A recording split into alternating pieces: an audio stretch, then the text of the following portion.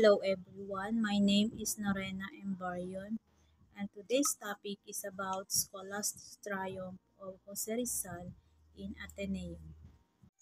These are the objectives of this topic. First is Rizal enters the Ateneo, Jesuit system of education, Rizal's first year in Ateneo, summer vacation in 1873, second year in Ateneo, 1873 to 74, prophecy of mother's release, teenage interest in reading. Third year in Ateneo, in 1874-1875, fourth year in Ateneo, 1875 to 1876, last year in Ateneo, 1876 to 1877, graduation with highest honors, extracurricular activities at Ateneo, sculptural works in Ateneo, anecdote on Rizal, the Ateneo. And now, ano naman yung mga pangyayari or unfortunate event na nangyari kay Jose Rizal while before entering Ateneo noong June 1872. Si Doña Teodora was imprisoned for 2.5 years dahil pinabintangan siya tangkang lasunin ang kanyang sister-in-law na asawa ni Jose Alberto Alonzo. In this case, they have two family friend nila na Bertier them, kaya they forced Teodora to walk from Calamba to Santa Cruz, which is 50 kilometers. And then, February 17, 1872, ito naman nangyari yung martyrdom of Gumburza. So, hindi po siya Majoka. Gumburza po yung pangalan nila, Mariano Gomez, Jose Burgos, and Jacinto Zamora. So, they were a leader of a secularization movement. So, were executed by Garrote by the Spaniards in Bagumbayan in connection with the 1872 Cabiting Taimi. So, in that time, si Jose Rizal was 11 years old.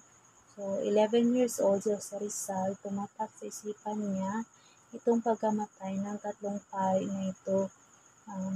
And that is why yung El Filibusterismo na isinulat niya ay dinedicate niya sa Gumburza. So, imagine natin ano yung impact kay Jose Rizal yung pagkamatay ng tatlong pari nito. So, ang brother naman ni Jose Rizal na si Pasiano is a protege of Father Jose Burgos.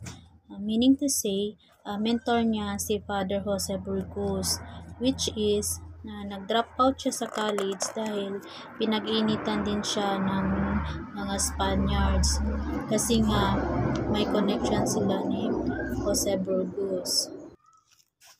At si Jose Rizal naman, that time ay kailangan niya rin palitan o gamitin ang iba niyang apelyido into Rizal kasi nga in the connection of Pasiano Mercado dahil nga may connection sila kay Jose Burgos.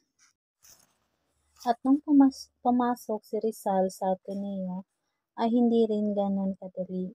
Noong June 10, 1872, si Jose nag-exam din siya sa San Juan de Letran pero nang nagbago ang isip ng father niya na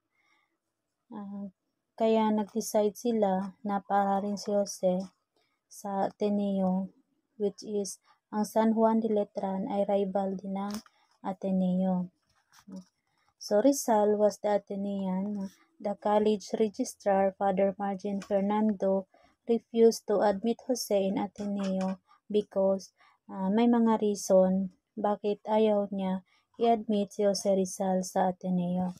So, ang number 1, he is late for registration. Number 2 is he was sickly and undersized for his age.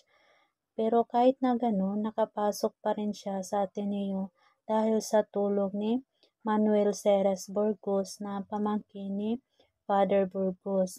Kaya na-admit pa din si Jose Rizal sa Ateneo. Ateneo, formerly known as Escuela Pia. Escuela Pia, a charity school for poor boys in Manila, which was established by the city government in 1817. So now the Jesuits, reconsidered the best educators of Spain and perhaps of Europe. And so when were permitted to return in the Philippines, although yung powers nila to administer parishes is restricted except in the remote areas, region like Mindanao. The privilege of founding college as they had to apply sa City of Manila for subsidies para makapag-function yung college. And so that is why the college which began to function in 1865 was the Ateneo Municipal. So, hindi pa siya naging Ateneo de Manila. So, Ateneo Municipal pa siya. So, which is run by Jesuits. With the arrival of Dominican Order.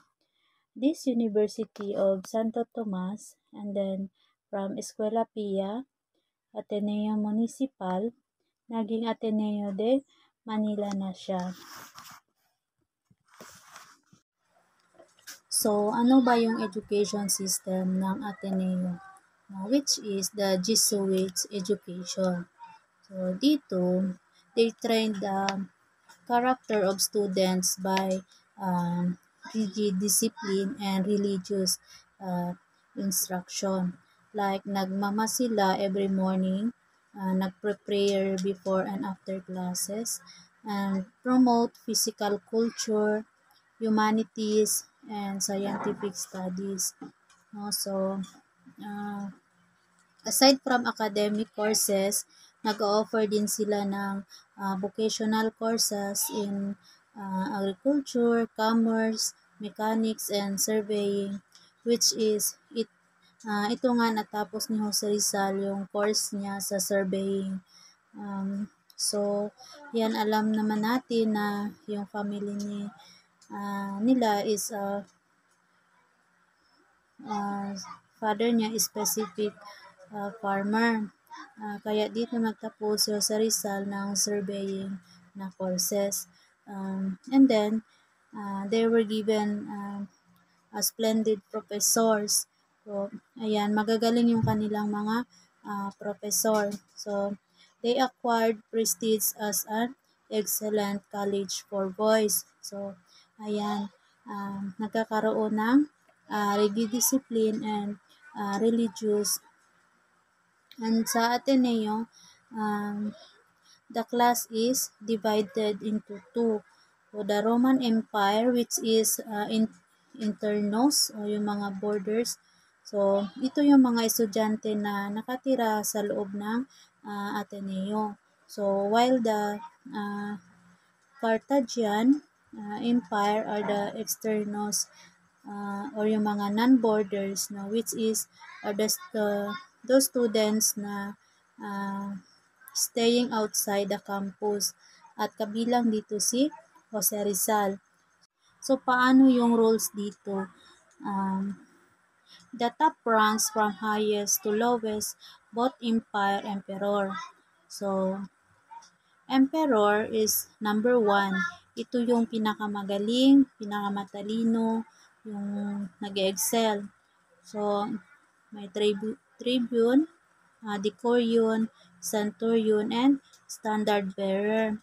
So, si Jose Rizal, since siya ay newcomer sa pinakahulihan siya, so standard bearer siya at belong siya sa Carthaginian Empire siya. But then, because of his excellence, napopromote siya every year. So, naging emperor si Jose Rizal. So, marami siyang na-surpass na mga kaklase niya. Ang uniforme ng mga estudyante sa Ateneo ay binubuo ng hemp, fabric trouser, at striped cotton coat na tinatawag na raya de lo. na kalaunan ay ginawang uniforme para sa mga sundalo ng unang Republika ng Pilipinas. Sa pagpasok ni Jose Rizal sa Ateneo, may mga teachers siya na hindi makakalimutan. So, number 1, yung first teacher ni Jose Rizal sa Ateneo ay si Father Jose Beck. Ito naman yung naging inspirasyon ni Rizal na magbigay ng motivation kay Rizal na mag-aral ng mabuti kasi may time dyan na parang nawalan ng gana si Jose Rizal na mag-aral. So, si Father Francisco de Paula Sanchez, a young, upright, serious, and one who rejoiced at the advancement of his students. So, which is, dito rin binigay ni Jose Rizal yung mga compositions niya at mga writings niya para i-correct ni Francisco de Paula Sanchez. So, syempre, sa isang school, kung merong nagbibigay ng inspirasyon sa iyo, meron namang isa na teacher ni Jose Rizal na parang he discouraged from writing si Father Jose Villaclara. Ito yung teachers ni Jose Rizal na sa philosophy and science, he found poetry is useless. Kaya dinidiscourage niya si Rizal from writing. Kaya those 3 teachers na hindi makakalimutan ni Jose Rizal sa pag-aral niya sa Ateneo. Summer vacation. So, every summer, umuwi si Jose Rizal sa Calamba. Pero, hindi niya ito na-enjoy dahil nga nasa loob ng kulungan ang kanyang mother. Kaya, his Ateneneng or Saturnino Mercado, she brought him to Tanawan para bisitahin ang kanyang mother and told His Excellency in Ateneo. So, ano yung naging buhay ni Jose Rizal while nag-aaral sa Ateneo? So, sa second year niya sa Ateneo noong 1873 to 1874, so ayun, naging emperor pa rin siya. Na-maintain niya pa rin ang pagiging emperor. He received excellent grades and din sa lahat ng subject and a gold medal. But then bigla nagbago yung ihip ng hangin. Parang nawalan ng gana si Rizal. Bakit? Kasi alam natin is yung nanay niya is nasa loob ng kulungan. So, yun na, kapag umuwi siya ng Calamba para magbakasyon, palagi niyang binibisita ang nanay niya na nasa kulungan. Prophecy of Mother's Release. Rizal has no time to visit her mother in provincial jail. Then Rizal cheered up his mother by scholastic triumphs in Ateneo and with funny tales about his professor and his fellow students. Isang beses, habang binibisita niya yung mother niya na si Doña Teodora, ikinuwento niya na yung naging panaginip niya na parang after 3 months, makakalaya na si Doña Teodora Alonso. And so, nangyari nga yung panaginip ni Jose Rizal na after 3 months ay nakalaya nga si Doña Teodora Alonso. Teenage interest reading. So, the first romantic novel of Rizal was The Count of Monte Cristo by Alexander Dumas. So, Rizal read romantic interest with deep interest. He read both fiction and non-fiction. So, he persuaded his father to buy him costly set of Cesar Cantus. Historical works was great aid in his study and enabled him to win more prizes in Ateneo. Third year ni Jose Rizal sa Ateneo noong 1874 to 1875. Meron lang siyang isang medal, no? He got only 1 medal in his Latin subject. So, then on March 1875, he returned to Calamba. So, nagkaroon naman siya ng summer vacation. So, bumalik naman siya sa Calamba. So, yun lang naman yung routine ni Rizal. Nag-aaral pag nagkakaroon ng vacation, umuwi siya sa kanila para bisitahin ang kanyang mother na nasa loob ng kulungan.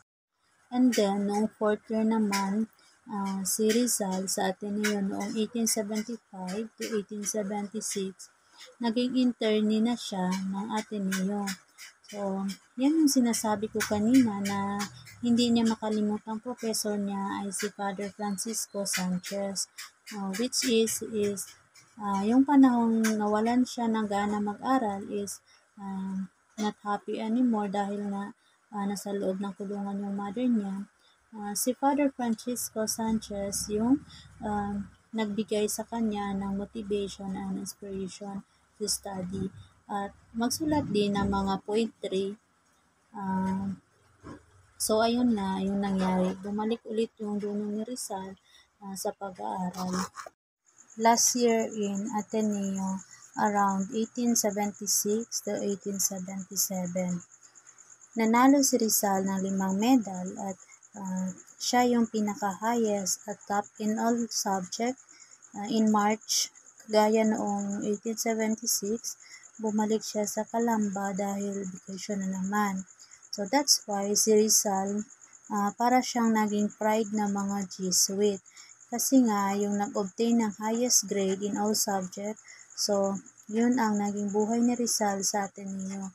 Nag-aral ng mabuti, naging emperor, nag-receive na excellence, grade, and medal, and syempre, nagkaroon din siya ng mga problem while studying and that is yung pagkakulong ng mother niya. The excellent scholastic records from 1872 to 1877 as follows. Year 1872 to 1873, Rizal is excellent in arithmetic, Latin 1, Spanish 1, and Greek 1. So, year 1873-1874, Rizal is awarded as excellent in Latin 2, Spanish 2, Greek, and Universal Geography. Year 1874 to 1875, Rizal is awarded as excellent in Latin 3, Spanish 3, Greek 3, Universal History, History of Spain and the Philippines, Arithmetic, and Algebra. Year 1875-1876, Rizal is awarded as excellent in rhetoric and poetry, French 1, geometry, and trigonometry. So, year 1876-1877, Rizal is awarded as philosophy 1, mineralogy and chemistry, philosophy 2, physics, and botany and zoology. Rizal's extracurricular activities in Ateneo. First, an emperor inside the classroom and a campus leader as emperor inside their classroom. Next is secretary of the Marian Congregation. Marian Congregation is a religious society.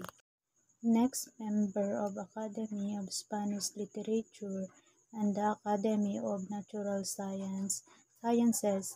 Aside from writing poetry, he devoted his spare time to fine arts.